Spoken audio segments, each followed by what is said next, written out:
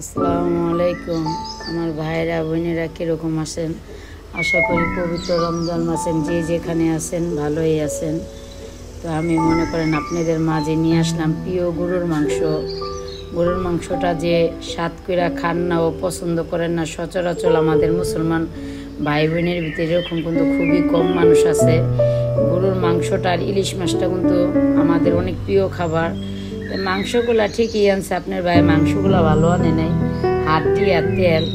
দেখবেন এখনকার যুগে পুরুষ মানুষে ঠকাইতে পারে, মায়া লোকরে কিন্তু ঠকাইতে পারে না। আমি যদি মাংসগুলো আনতাম, আমি দেখা হইন না তারপর আনতাম। আর হ্যাঁ, যে আনছে হুদা মাংসের ভিতরে তেল আর হাড্ডি, মাংসগুলো আমার তেমন একটা পছন্দ হয় না। টাকা দেওয়া জিনিস কিনে আনুন, আপনি এই কেলা ঠকবেন আর আপনার এইবার কেলা ঠকাইব, এটা হইলো আমার কথা। তারপরে সব কথার বাদ কথা, পুরুষ মানুষের লোক এত কথা কন যায় না, কইলে বিচিত্তা যায়।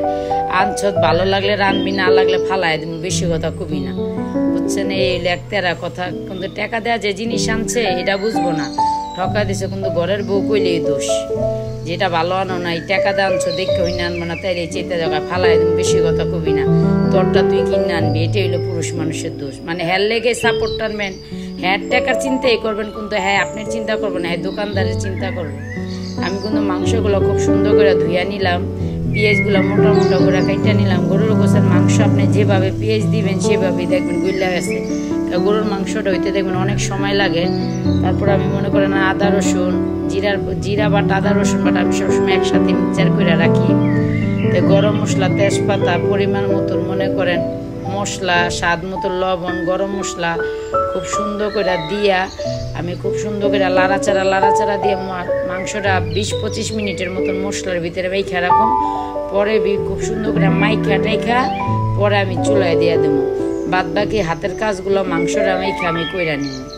আমি মনে করেন পরিমাণ মতো তেল দিলাম, এমনি প্রচুর তেল মাংসতে। মাংস তো আনে নেই, তেল আর হাড্ডি কিনে আনছে টাকা দিয়া 800 টাকা করে কেজি দেওয়া মাংস কিনে আনে নেই। দেখছেন তেল দিয়ে আর হাড্ডি দিয়ে দেখবারই পারতেছেন আপনারা। আমার একটুও পছন্দ হয়নি, তাও বারবার এই কথাগুলো আবার দেওয়া যায় কোনো মায়ের মুড় খাই ঠিক নেই, এমনি কইছে ফালাই দিব জিদ্দে, রোজা ধুইরা লাইছে। আমি মাংসগুলো কিন্তু খুব সুন্দর করে মেখে নিলাম, হাতে মেখে নিলাম। অপা এলো চুলায় বসার পালা।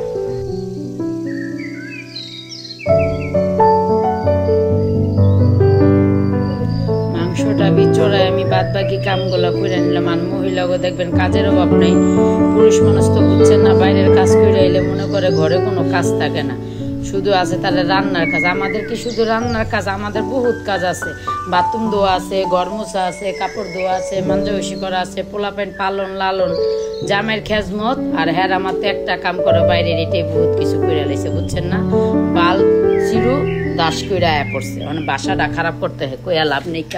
সব কথার বাদ কথা, আমার মাংসগুলো খুব সুন্দর কষানো হয়ে যেতেছে গা। আমি মনে করেন বাদ বাকি কাজগুলো আবারও কইরা নিব।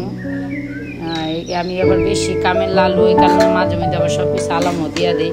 আমার মাংসগুলো দেখতে পারতেছেন খুব সুন্দর টকটকা কালার হয়েছে, আর কষানটা খুব সুন্দর হয়ে যেতেছে। আমি বিহপে আলুগুলা আর কাঁচামরিচগুলা দিয়েও খুব সুন্দর কষায় নিব।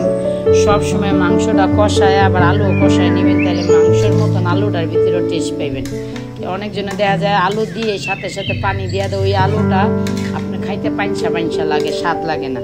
আর আমরা সবসময় মাংসও কষামো, আলুও কষামো, তাহলে আলুর মাংসের মতন আলুটা স্বাদ লাগে। আপনারা কে কোখানে আছেন, কেমন আছেন জানি না, আশা করি ভালোই আছেন। এই সপ্তাহে কি মার্কেট হয়েছি নি? আমাদের তো হয়নি এখন, তৈরি আশা করি করুম। বাদ বাকির পুরালার ইচ্ছা, দেখা যায় টাকার কথা তার মুখে সারে না, বুঝছেন না?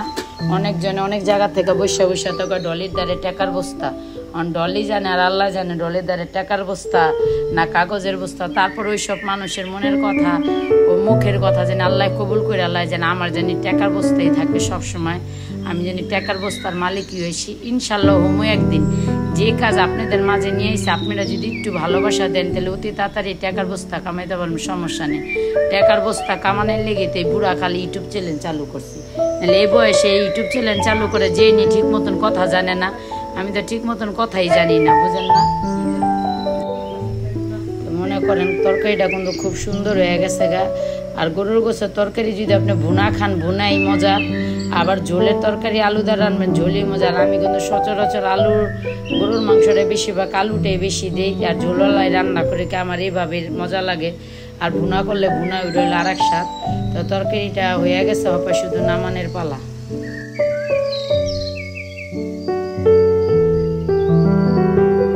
ভাইয়েরা বোনেরা, আমার কোনো কথায় যদি গোসা করেন, রাগ করেন, মনে কষ্ট পান শস্য পরিমাণে, তাহলে ক্ষমার দৃষ্টিতে দেখেন। তো ভালো থাকবেন, সুস্থ থাকবেন। কে কোথা থেকে মার্কেট করতেছেন কমেন্টে জানাইবেন। আসসালামু আলাইকুম।